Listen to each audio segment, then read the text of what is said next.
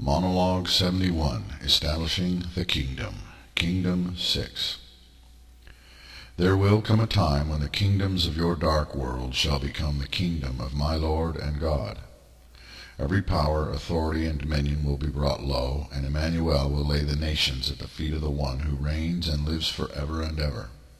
The kingdoms of the earth will be handed over to the saints of the Most High. The earth will eventually perish, and mankind is likely to be extinct long before that time. Then comes the last judgment. God cannot be defeated because time is always on God's side. So the prophets and apostles of Israel have written it, and so it will occur, one way or another. All flesh will perish, and every soul and spirit will be brought in chains before the Supreme Sovereign for judgment. It shall be done. God is inevitable. In the end, all stars and worlds die. Everything is consumed by black holes or dissipates to nothing. You cannot escape, and you cannot hide. What I give you is no light and easy revealing to bear, and is neither for the faint of spirit nor the timid of heart to embrace and carry forward. In the day that the banner of the Eternal One rises over a nation of the earth, every eye in the heavens above and in the lands below will turn to you. Many schemes of the evil ones will be devised in dark places and set into motion against you from the shadows. Those who have never read these words will hate them, and many who have not dared to look here within will seek out the message in hopes of using it against you. Those who look will find, and those who find will cry out, enraged with anguish. They will gnash their teeth, and their venom shall only be increased. The spirit of the harlot will go about indignant, and the spirit of the beast will ponder your destruction, and the dragon will laugh, even as its children spew spittle in their disdain. A few, however, will understand and smile inwardly at what has been manifested in their lifetime. The people of the nations will lay hold of your brothers and sisters scattered here and there. They will be beaten, spat upon, mocked, and regarded with great suspicion. Many will be arrested, thrown into prisons, interrogated, tortured, put on trial, and killed. Your leaders will be burned in effigy. Your holy men and women will be subjected to all forms of indignity. Even in the nation you have won there will be divisions and perhaps even uprisings. The free will of man necessitates the words may, likely, and perhaps. It is likely that the former leaders will flee, taking with them the greater part of the nation's fortunes.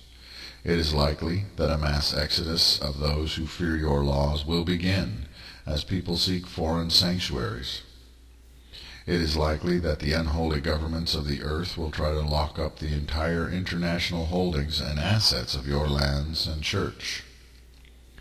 The angels in heaven will cheer, the demons of the darkness will sneer, and the entire world will wonder after what is coming upon it. Keep your heads about you and know that the hard work is only just beginning. Before you have taken the reins of a nation, you should be prepared for the day, assembling men and women of skill and brilliance readied for that hour. These shall form an advisory council, the union of masters, and are the first officers of the kingdom. Secure the keys to the kingdom. Power stations, television and radio stations, newspapers, communication hubs, military bases, weapons depots, airports, harbors, banks, and main roads, as well as important government buildings and control centers. Secure the banks and repositories of the nation's wealth, and hastily seek to gain control of all assets abroad and move them to safer accounts. Know beforehand who will move against you, and consider the how and where, and immediately remove and arrest every potential rebel and counter-revolutionary. Know beforehand, having studied and gathered intelligence in the times leading up to the establishment, those who represent and are as high priests of lawlessness, the drug dealers, the crime bosses, the agents and leaders of foreign and domestic factions with counter-agendas. Gather them up and herd your enemies together for later resolution.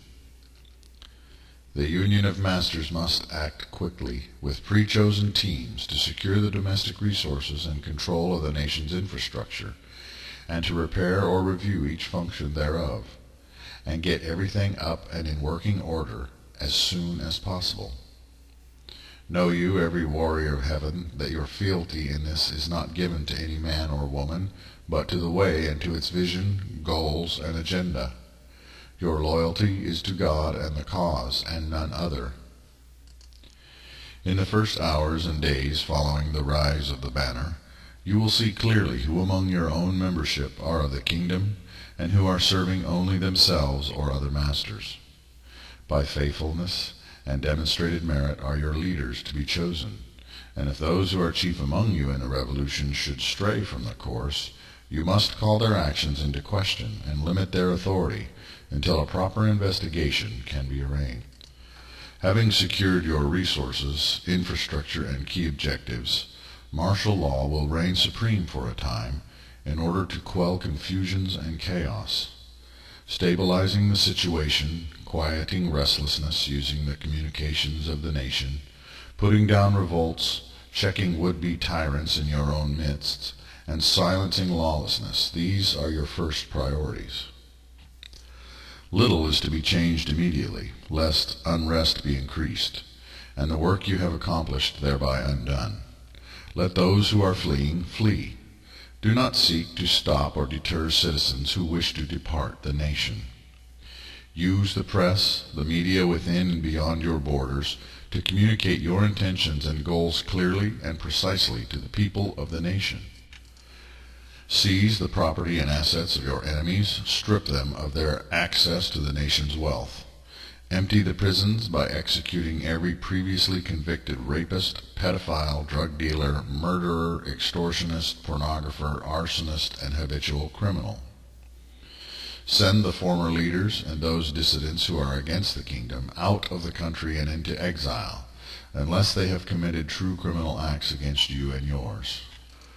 Put all the human dogs outside the walls of New Jerusalem. Willing acceptance of refugees into neighboring countries will not initially be a choice given to the unholy nations of the beast and the harlot. They must accept responsibility for their own children. Later on it may be wise to form treaties, but do not repeat the mistakes of Israel by tolerating rebels within your borders. Assemble the leaders of the religions and sects of your nation. Speak the 20 laws in their midst and state plainly your objective to create, with the other monotheisms, a holy nation of God, and invite them to sign the scroll of alliance. Those religious leaders that agree with your premise and the 20 laws will be given free license to continue in their ministries and will not be infringed upon. You shall select 18 of the allied religious leaders from the 18 leading sects within the country, with one representative from each of the 7 orders of Urionism, to form an ecumenical council or council of elders, 24 members plus 1 arbiter. The council of elders is to be the conscience of the nation, with 24 total voting members. Every monotheistic religious sect, those that worship one supreme being and support the 20 laws, shall be permitted a seat in the assembly, and may be given limited time to speak when the council meets, even if they are not given a vote. Give to each of the 18 voting members of the council of elders a gold diadem, with the words engraved on each diadem, "We lay our crowns before the throne of God." There shall be 14 members of the Union of Masters, and these 14 are to be the heads of the ministries of the government. Each of the masters or ministries of the 14 ministries of the state will be given, in symbol of their office, white stones on golden chains, bearing, in Urian script, the angelic name of their living soul. Let the order of Gabriel discern. It is important to understand that many foreign companies and nations will begin to feel you out, no matter what their public stand for or against you may be. There are international corporations that will try to come in and take advantage of the confusion during the early days, in order to steal your resources out from under you and enslave you to international banks by debt.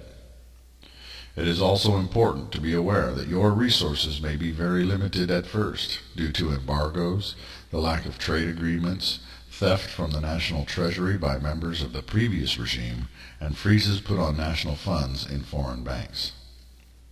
Diplomacy, trade agreements, and the business of doing business is essential to getting the country back on its feet, and in such matters it will be necessary to be more pragmatic and practical rather than purely idealistic. I warn you simply to be wary, be wise, and be cunning in your dealings with other nations, lest you be taken advantage of, and open yourself to exploitation.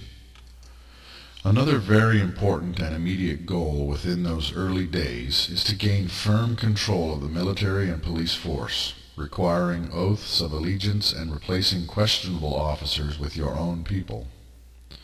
When things have calmed down, you will have to start taking stock of the general population and putting in place the systemic reforms and structures that I will hereafter describe in greater detail. It is vital that you, the leaders and faithful ones of the kingdom, be in consistent and persistent prayerfulness and meditation, seeking the guidance of the Most Holy and the favor of Emmanuel in all matters great and small. In this you will set yourselves apart from every other nation and government on the earth. There are many leaders of humanity that claim to pray, claim God's blessing, or claim to be spiritual people, who make token gestures to appease the religious. You must not be false, or you will quickly go the way of the harlot and follow after the beast that she rides.